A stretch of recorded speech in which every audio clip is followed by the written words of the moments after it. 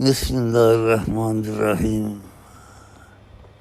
بھائی کچھ باتیں سمجھ میں دیر سے آتی ہیں، جلدی نہیں آتی ہیں۔ شیر سے رابطہ ساری عمر نہیں توڑنا چاہیے۔ اور رابطہ کا کیا مطلب؟ کسی کے پاس آنا جانا۔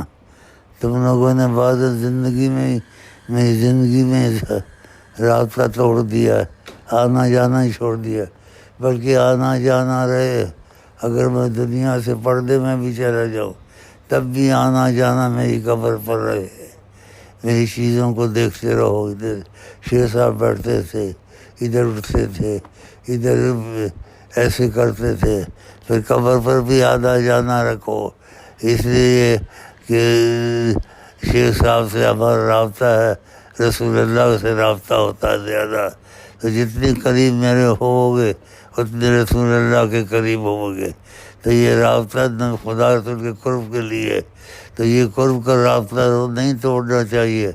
یہ ہمیشہ کے لیے رہتا ہے، قیامت تک، یہاں تک کہ رسول اللہ کی زیارتیں شروع ہو جاتے ہیں بعضوں کو، اس لیے بعضوں کو زیارتیں شروع نہیں ہوئی ہیں۔